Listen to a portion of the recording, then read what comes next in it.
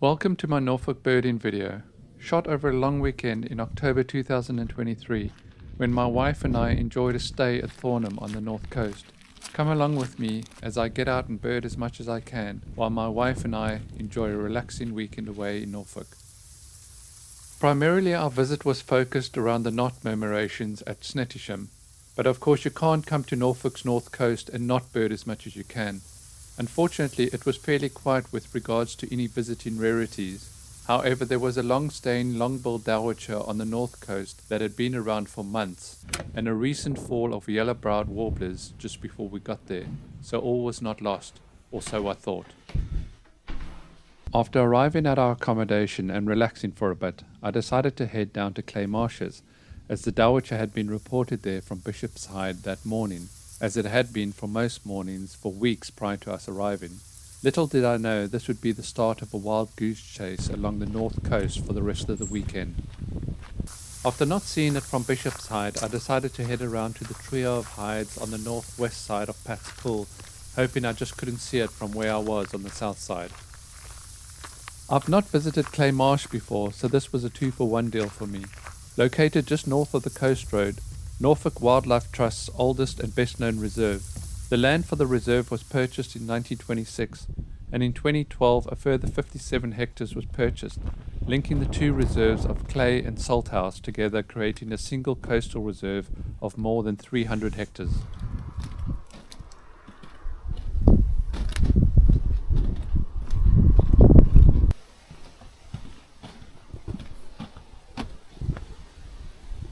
After reaching the hides, I headed over to the hide that overlooks the northwest corner of Pat's Pool, hoping to connect.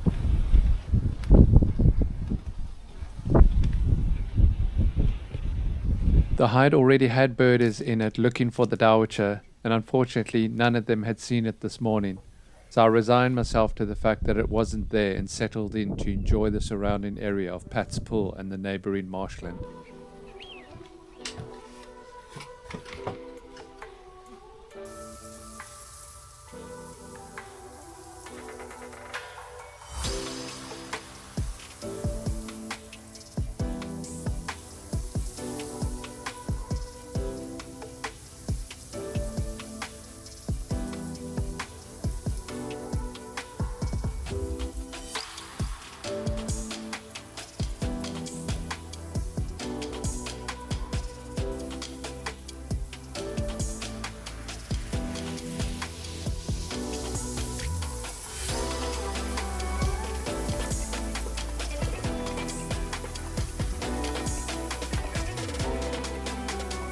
The three hides here are practically right next to each other.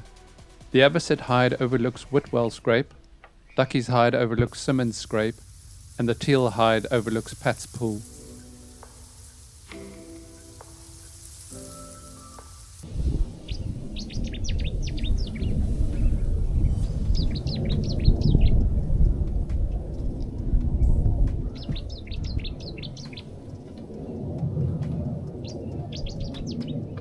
The three amazing hides in this part of the reserve are for members only, but you can buy day passes for them from the visitor centre. After spending a few hours between them, I decided to call it a day and head home. But of course, if there's still daylight, there's still time for birding, so pulled into Holcombe Reserve, where a pair of cattle egret were reported earlier in the day, right from the visitor entrance.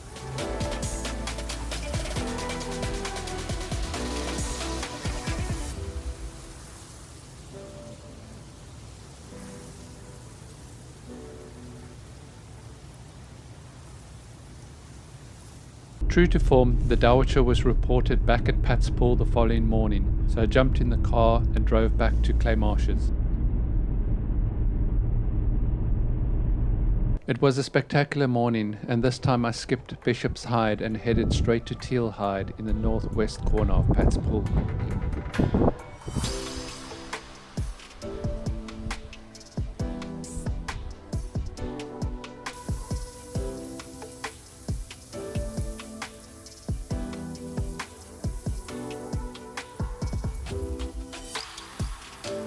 Full of high spirits, hoping to connect with the Dowitcher this time.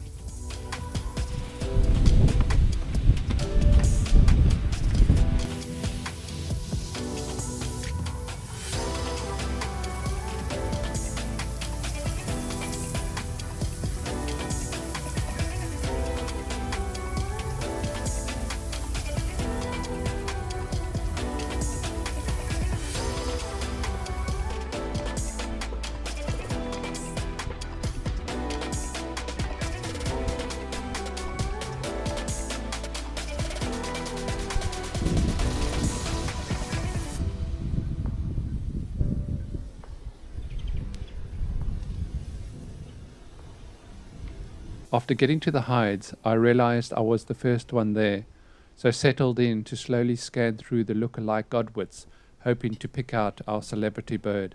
But alas, it wasn't to be. Dowitcher 2, Sean 0. But that's okay. What better way to dip than to be entertained by up to 7 or 8 marsh harriers quartering over the marshland.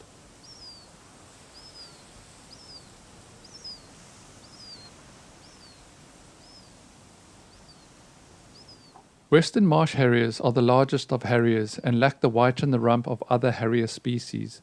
It's migratory except in the mildest of regions and breeds widely across Europe and Asia. It hunts small mammals, frogs, fish, insects and birds, surprising them as it drifts low over fields and reed beds.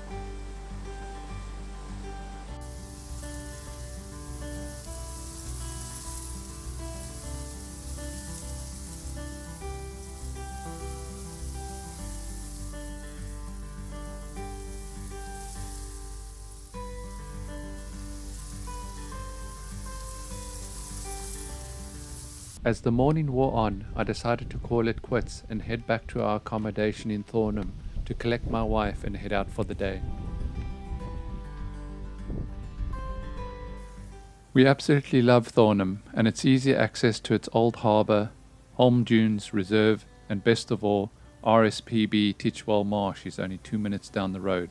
My wife's favourite thing to do is to grab a coffee from the deli and then walk the sea wall from the old harbour to Holmes Dune Reserve and back, although we didn't quite make it that far today because of the cold, but it was still a lovely walk.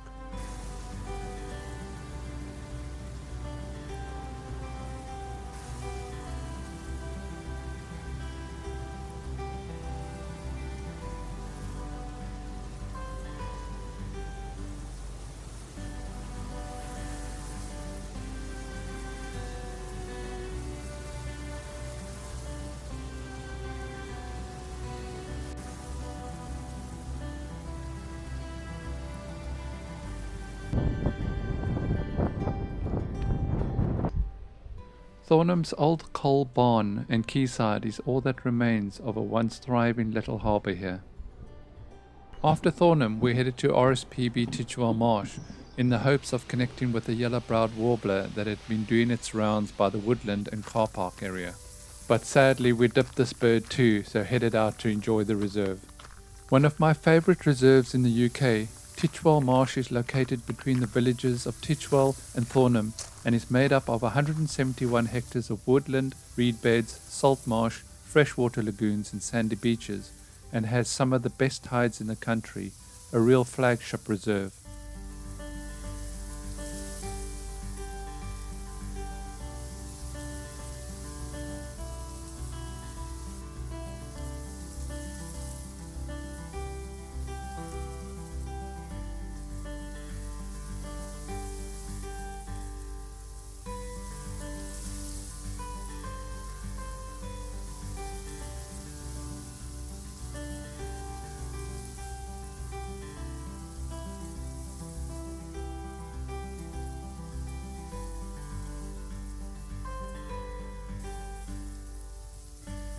This is the path that takes you down to the Parinda Hides, one of my favourite spots on the whole reserve. The Parinda Hides, completed in 2010, are award-winning state-of-the-art hides sitting on top of a seawall that give great elevated views both north and south from the middle of the reserve.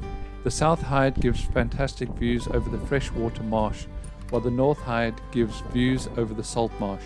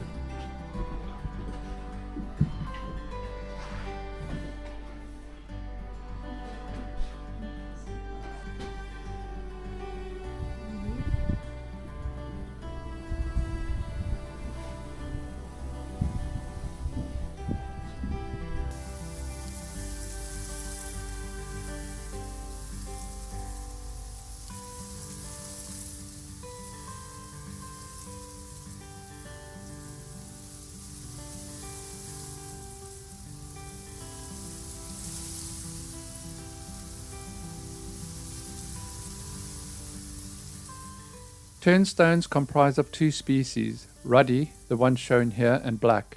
Their strong necks and powerful, slightly upturned bills are adapted to their feeding technique.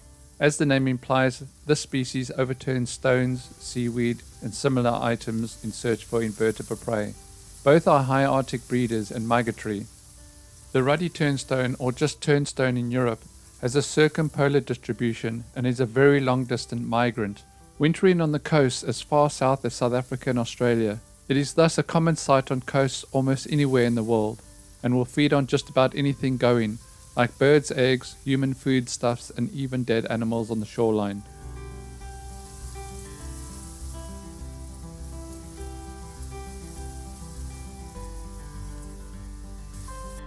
Black-tailed godwit's breeding range extends from Iceland through Europe and into Central Asia, and winter in the Indian subcontinent, Australia, New Zealand, Western Europe and Western Africa. The UK's breeding godwits winter in Africa and are replaced by godwits from the Icelandic population, which winter mainly in the UK and other Western European countries. The Icelandic birds are a different subspecies to the one breeding in the UK.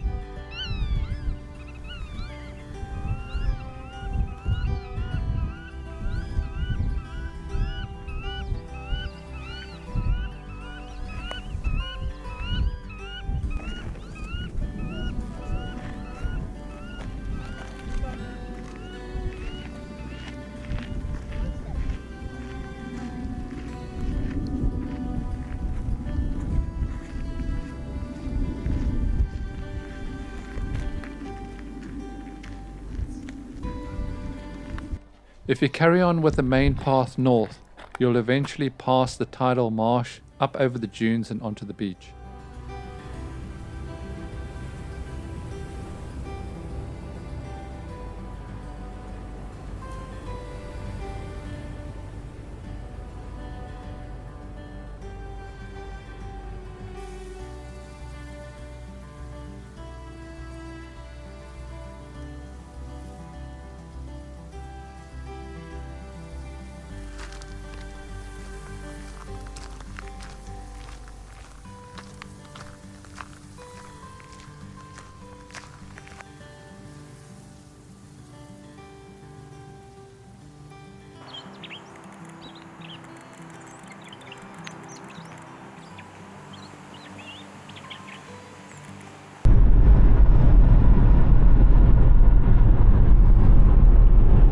After walking back to the car, we decided to make one last stop at Thornham Old Harbour, hoping to see some owls in the field to the west of the sea wall, but all I got was cold.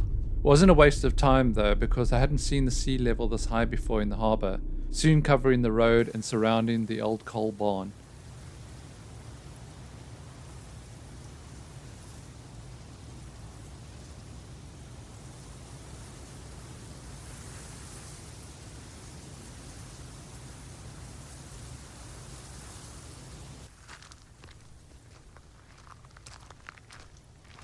My walk along the sea wall was brisk, short, and cold.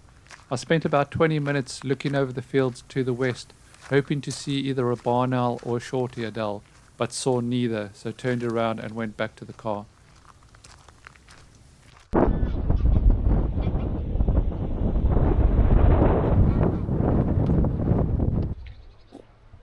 Our main aim of our whole Norfolk trip was to see the knot murmurations at Snettisham.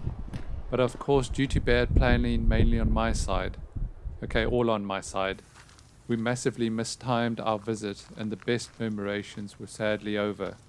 We of course also missed all the best tide versus daylight times too, so the best we could hope for was today on a receding tide at daybreak as the flocks moved from the high tide mark and freshwater roosts back out as the tide recedes.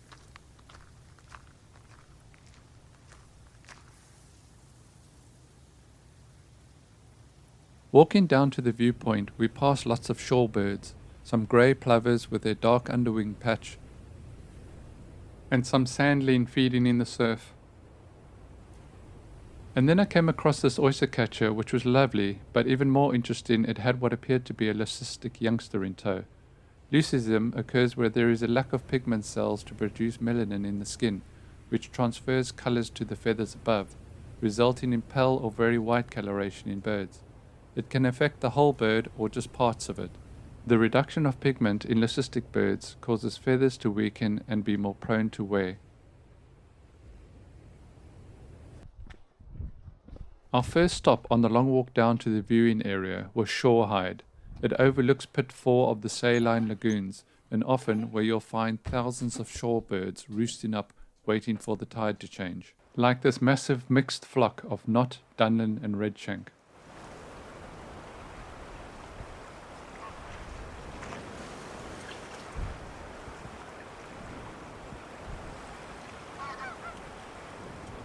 RSPB Snettisham is on the UK's biggest bay, the Wash, with its vast fertile mudflats that get exposed at low tide, allowing hundreds of thousands of waders and other shorebirds to gorge themselves on its bounty.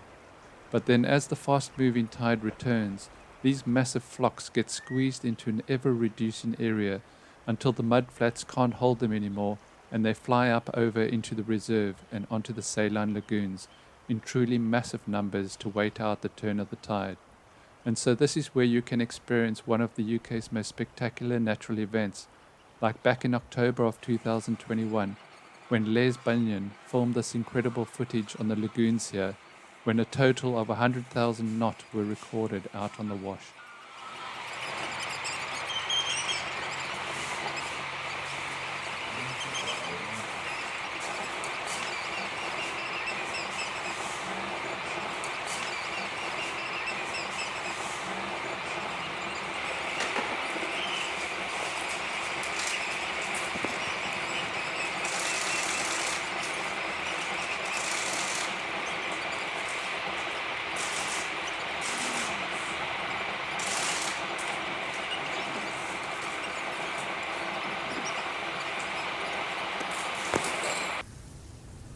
From Shorehide, we re-entered the biting cold wind and walked further south to the viewing area, hoping to catch some murmuration action over the Wash.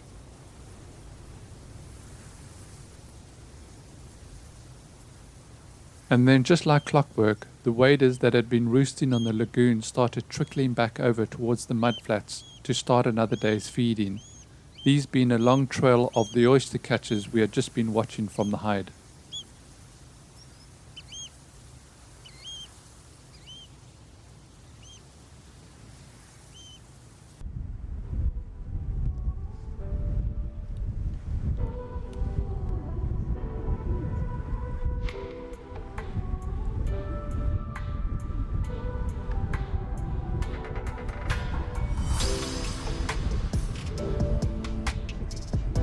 And then the fun really started. Even though we had missed the main event earlier in the year when the numbers were at their peak, the show was still pretty spectacular.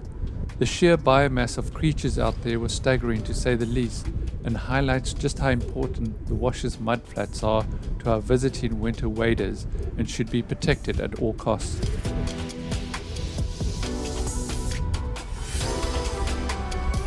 The Wader Spectacular is one of the highlights of Norfolk's birding calendar and runs from late autumn onwards.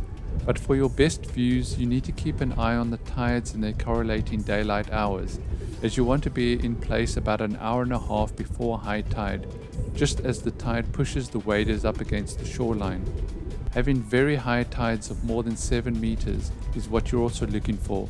And for your best possible chance, keep an eye on the various online resources, especially the RSPB site, giving best dates and times for this.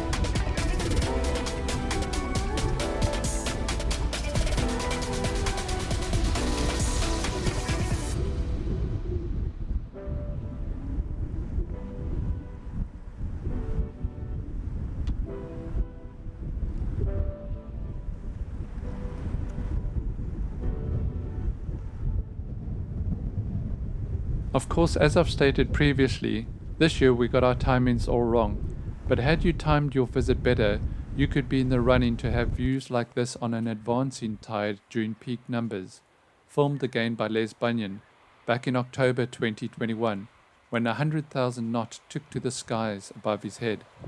Knot numbers fluctuate from year to year, but the highest recorded count was in 2020 of 140,000, a truly biblical number.